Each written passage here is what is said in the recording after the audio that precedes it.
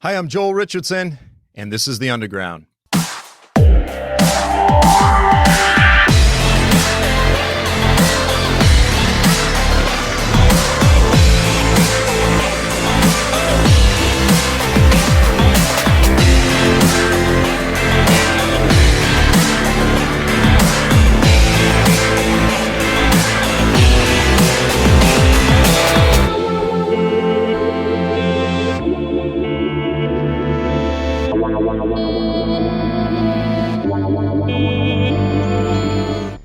Welcome to this week's episode of The Underground, a program that explores the testimony of the biblical prophets, the gospel of Jesus Christ, current events, and how all of these things relate to you and me. Now, in this week's episode, we are going to return to the issue and the topic of biblical prophecy and current events. Listen, friends, I know most of you are absolutely emotionally burnt out after this incredibly emotional, painful election year with the American election, at least most Americans watching this.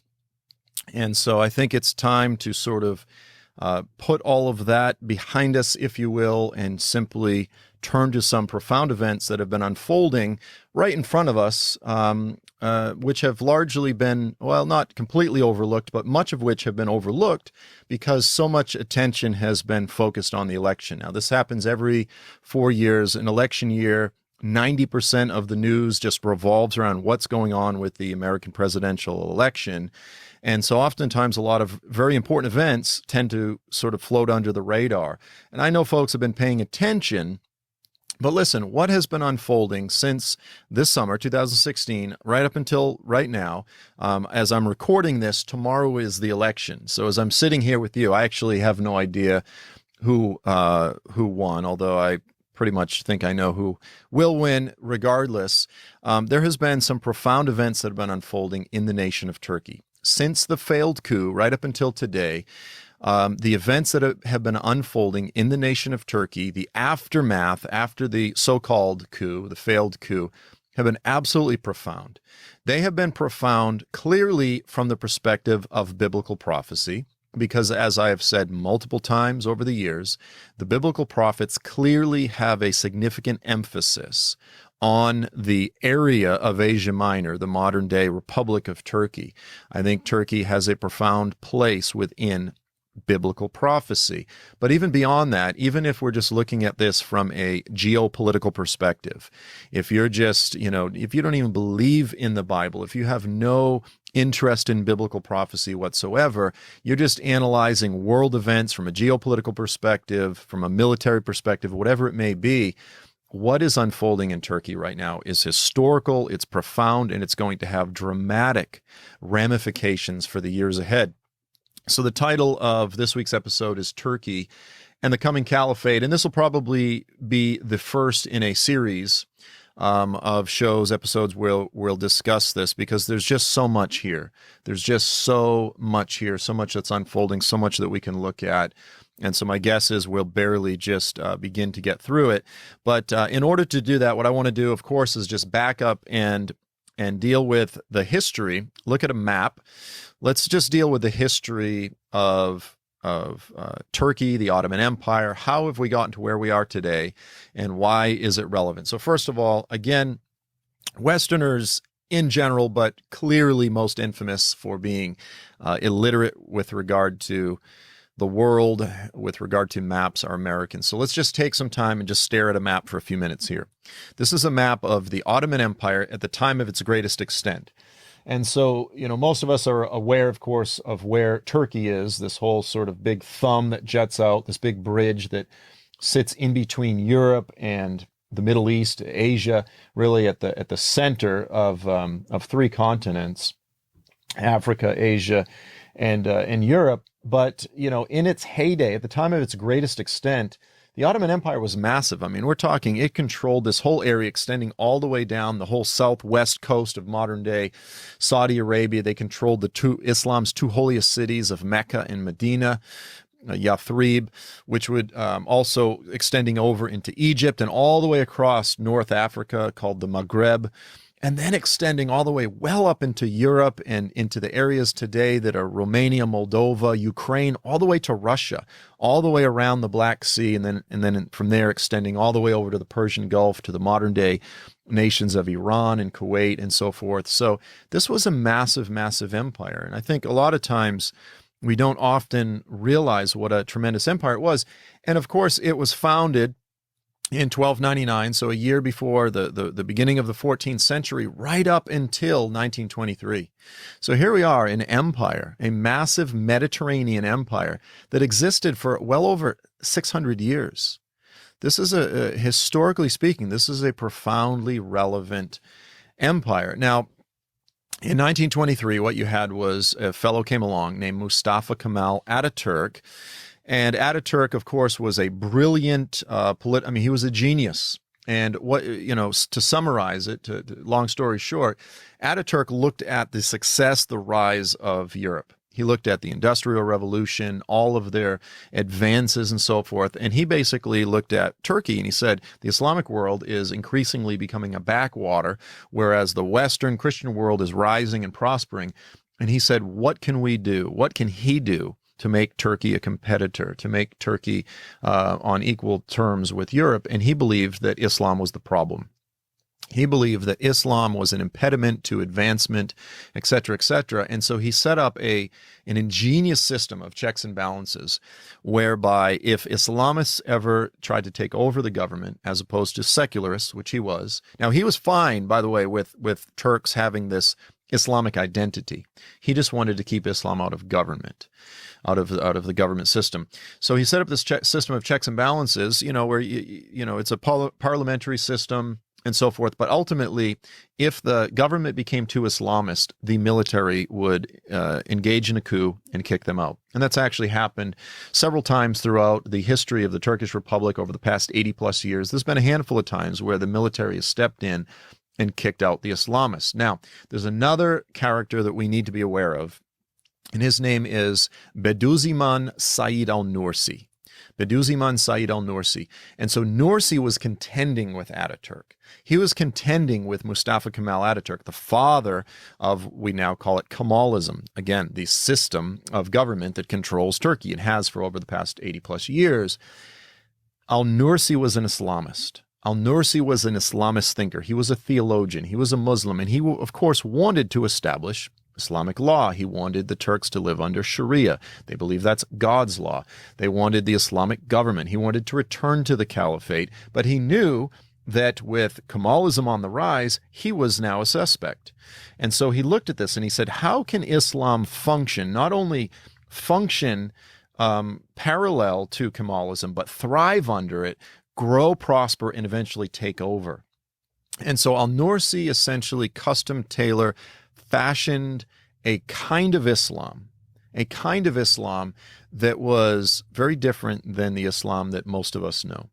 It was a very modern form of Islam, a kind of Islam that uses the language of science, that talks frequently of science and how the Quran and scientific advancements go hand in hand.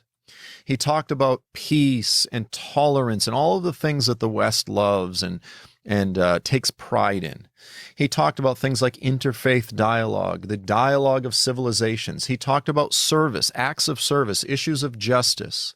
These are all things that a largely secular-leaning or even Judeo-Christian culture embraces and welcomes. So essentially, his method, his approach, was to create a kind of Islam that rather than resisting and fighting against the West through jihad, through a militant form of Islam, he said, no, I'm going to create a kind of Islam that they will simply welcome.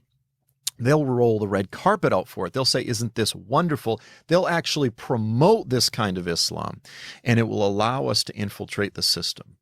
Okay, so this was Nursi's approach, and he was profoundly successful. And so this, I'll call it, Nursiism. This is really the foundation for modern day Turkish Islam. And Turkish Islam, we need to understand, is quite different than Salafi, Wahhabi, Saudi Arabian Islam. Again, it has this veneer, this appearance of social justice and service and interfaith dialogue and all of these things. Well, of course, Nursi was very successful, but then after him came another man named Fethullah Gulen. Gulen was a disciple of Nursi, and he really carried the torch. He took it the next step further, and he developed schools all over the world, which was a big part of his method to spread his message. And he developed millions of disciples throughout Turkey and really all over the world. And so he was the very natural successor to Nursi. Now, here's the thing. If you were to read any number of reviews of Fethullah Gulen over the past 15, 20 years, I mean, put out by writers in prestigious universities all across the world, Harvard, Georgetown, he was treated and looked to as if he was like this Muslim Gandhi. I mean, he is spoken of on a level almost equal to Jesus, with just sublime superlatives. He's just the most wonderful, tolerant. His intellect is on a level beyond. He's the kind of religious leader that we're all looking for. And again, they just drool all over his talk of tolerance. And he's known as the weeping imam because he cries often. He's got so much passion when he preaches. Well, listen, Gulen actually has been living in rural Pennsylvania for the past, since I want to say the early 90s. And he's considered to be the wealthiest Islamist in the whole world, worth billions of dollars. We won't get into all of that in terms of where he got his money and so forth. But here's an individual who has, again, carried the torch of Turkish Islam. He's been profoundly successful. He's got dozens of schools all across the United States, these charter schools. And they all have these incredibly innocuous names like, the Rainbow Academy, or just names that you would never suspect as being owned and run by a Turkish Islamist. So he's this very interesting, intriguing, shadowy figure. But again, he's been living in rural Pennsylvania since the 90s.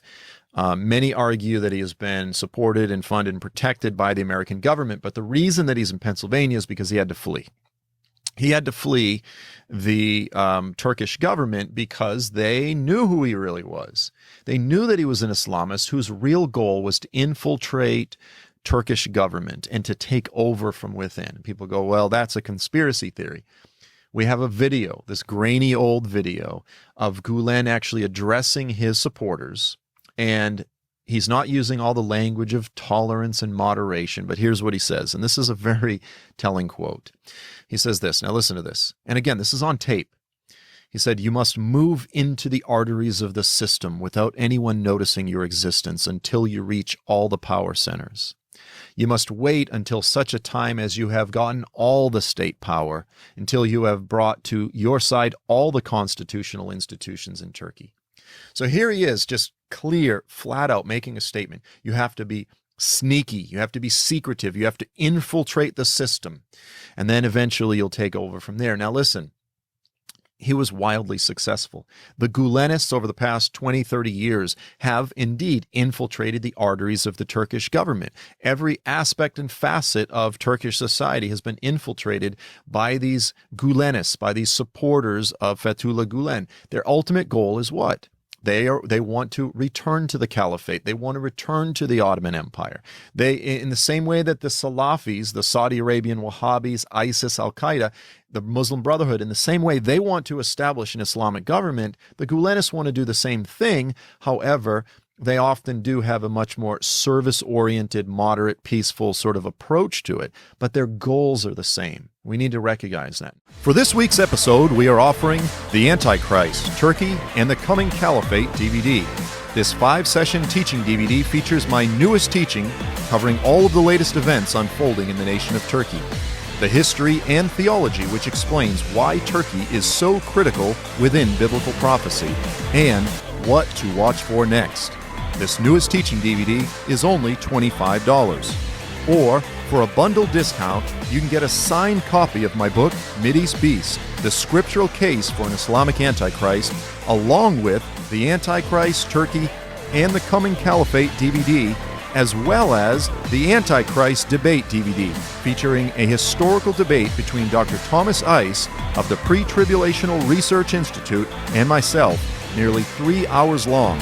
That's the Mideast Beast book, the Antichrist, Turkey, and the Coming Caliphate DVD, and the debate between Dr. Tommy Ice and myself for only $50. To order any of these special offers, go to joelstrumpet.com and click on the store. When you order any of these products, you help support this ministry. Why is Turkey so important right now? Why am I focusing on it? Because I am convinced that right now we have in our midst, we have right in front of us, we have the rise of what is essentially a neo-Nazi Islamist nation. We have a nation which in many ways has many parallels to Nazi Germany. And you go, whoa, well, hold on. Because listen, I understand that referring to people as Nazis or comparing someone to Hitler, this is the single most overused analogy. It's abused. I mean, in the internet, the joke is every fight ends up with someone calling someone Hitler or a Nazi. It always gets there and comparing someone to. I understand that.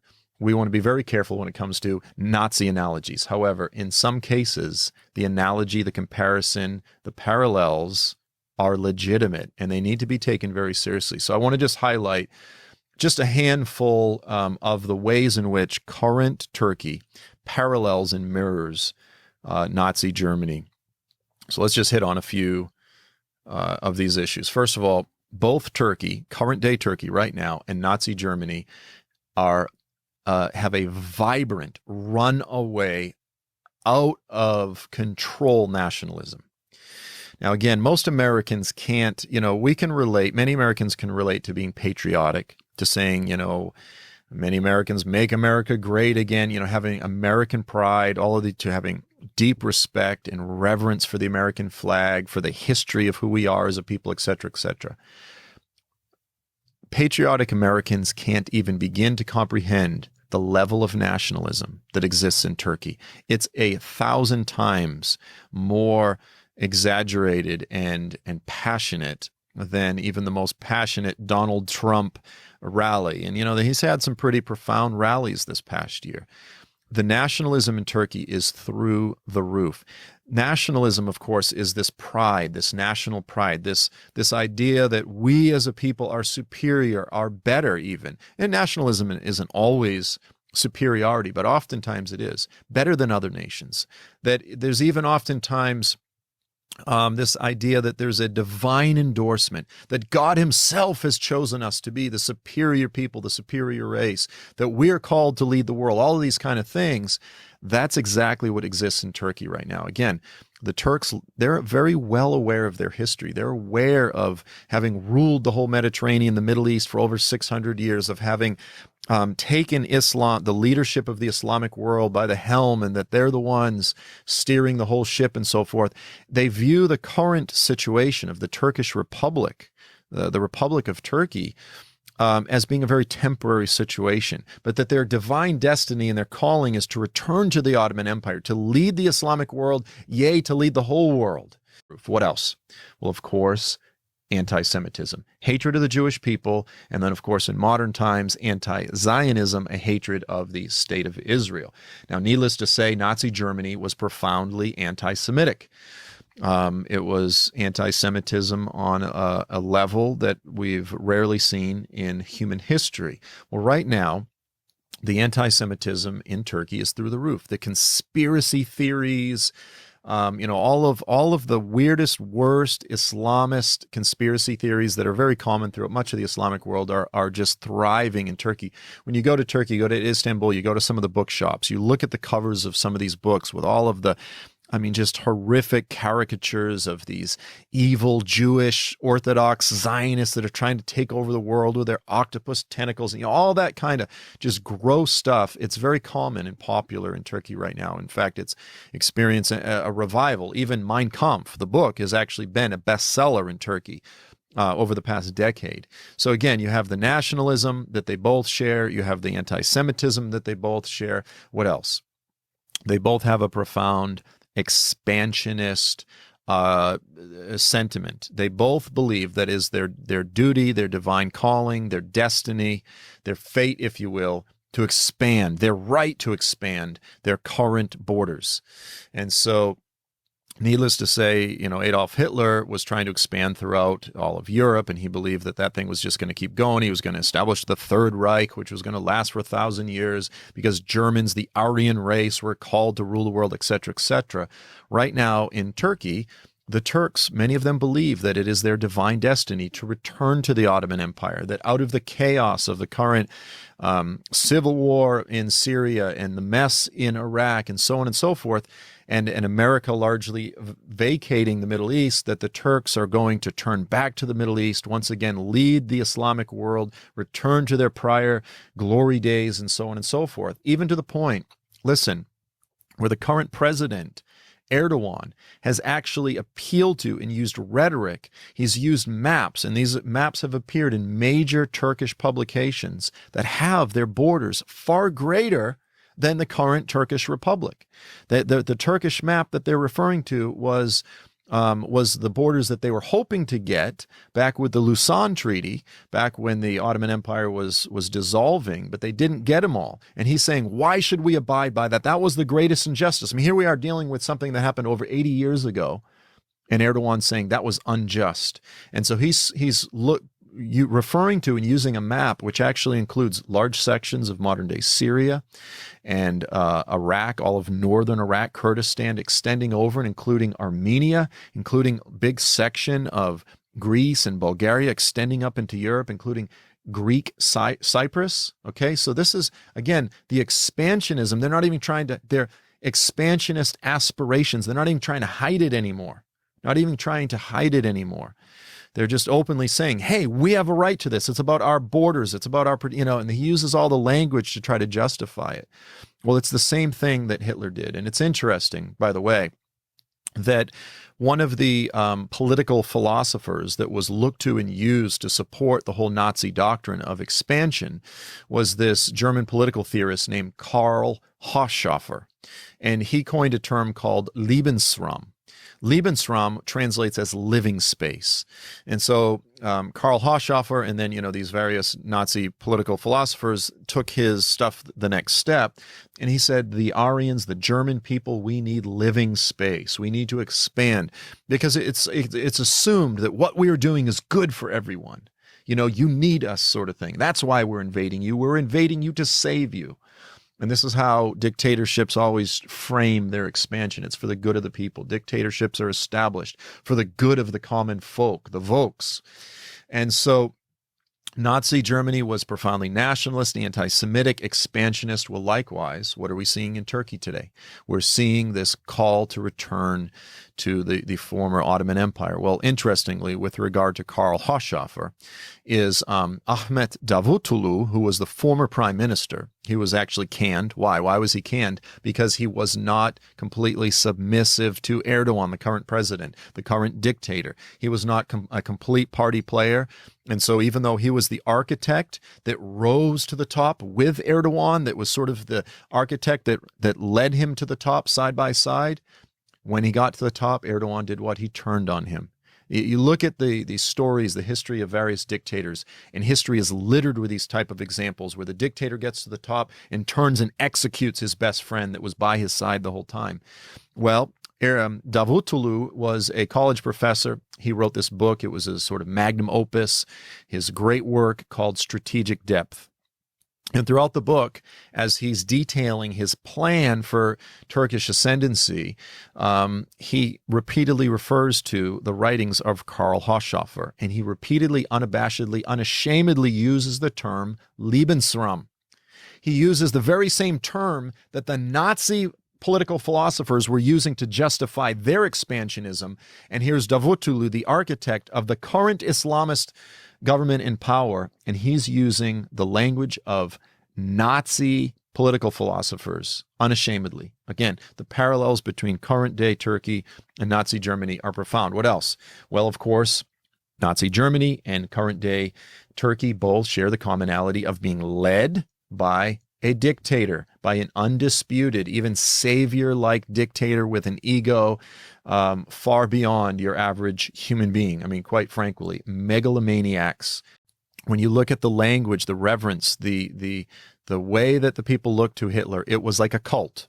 In Turkey today, it's as if it's a cult. The AKP party, often there's been numerous newspaper articles over the past couple years where you have these leaders within political parties, mayors of major cities and so forth, referring to President Erdogan with terms that are very savior-like, that are only applied in the Quran to Allah and this sort of thing. And so you have, again, Germany had a dictator, Turkey had a dictator. Now, how has this all come about in Turkey? Well, as I said, the Gulenists infiltrated Turkey. And then, of course, all of a sudden, overnight, you have this failed Turkish coup in the summer of 2016. Well, essentially what this was a turf war, if you will, a gang war between, two drug cartels, so to speak. They work side by side, and all of a sudden one turns on the other. Why? Because during the protests of 2013, and while the secularists were protesting the government, Gulen in Pennsylvania criticized Erdogan. Suddenly Erdogan says, no one criticizes me.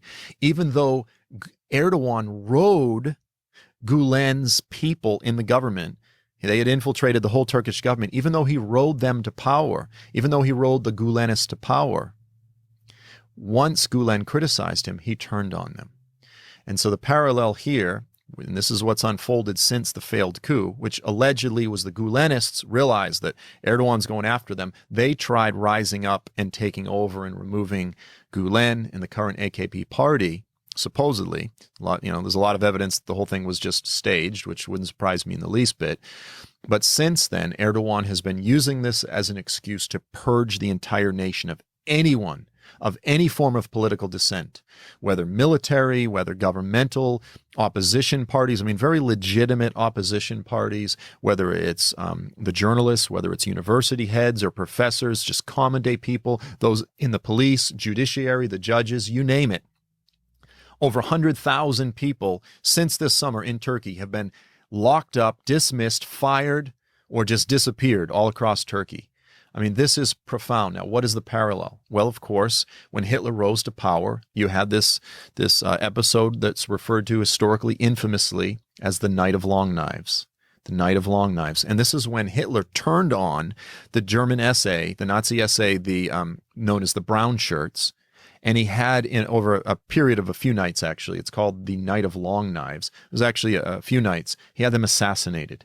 Why? Because he was consolidating his absolute dictatorial powers. That's exactly what Erdogan is doing right now. He is consolidating his absolute dictatorship over the nation. What else? Well, of course, Hitler, because of a state of emergency in the name of the greater German good, etc., he suspended the law. It's just that simple. He suspended the law. What has Erdogan done? In the name of an emergency, a state of emergency, he's played on the emotions of the people. He has temporarily set aside, but it's now indefinitely, the Constitution. Now, he'll probably bring it back to try to make himself look like he has an air of legitimacy once he has got rid of all possible dissent in the nation. But he has suspended the law. Think of this. The government has suspended the law. If you're in Turkey, they can do whatever they want to you. There is no law. The government is the law. Erdogan is the law. The parallels between Erdogan and Hitler are profound. What else? Well, of course, Hitler turned on the Christians. He turned on the Christians. He turned on Bonhoeffer. He turned on Niemöller. He turned on Barth. All of these theologians and these leaders that were not submitting to the German Christian church, which was basically a cult. It wasn't even genuine. This was Nazism infiltrating the church.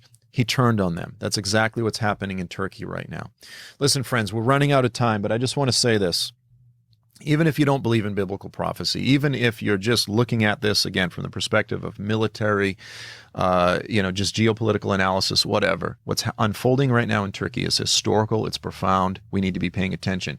But as believers, as those who believe that it's important for us to be aware, to discern what's unfolding in the earth, who believe that the words of the biblical prophets do indeed point to this part of the world as having profound relevance in the last days, in this period right before the end of this corrupt, wicked system and the return of Jesus and the establishment of his righteous kingdom on earth, we know that these events have profound relevance with regard to biblical prophecy. We need to be paying attention. If we are not just biblical prophecy, aficionados or connoisseurs, this is what we're interested in. Even beyond that, if we're missiologists, we understand that understanding these things, discerning these things, understanding what's coming next has profound relevance with regard to strategizing to reach the Islamic world and that part of the world with the gospel. We understand that Turkey is important. It's a major bridge nation. It's a major gateway nation. And what's unfolding right now in Turkey is profound. So listen, we're out of time, but I'm going to have to end it right here. We will return. We will discuss these things in some more detail. But for now, I just want to say that, as always, I appreciate you being with us. I look forward to seeing you all next week. I'm Joel Richardson, and this is The Underground.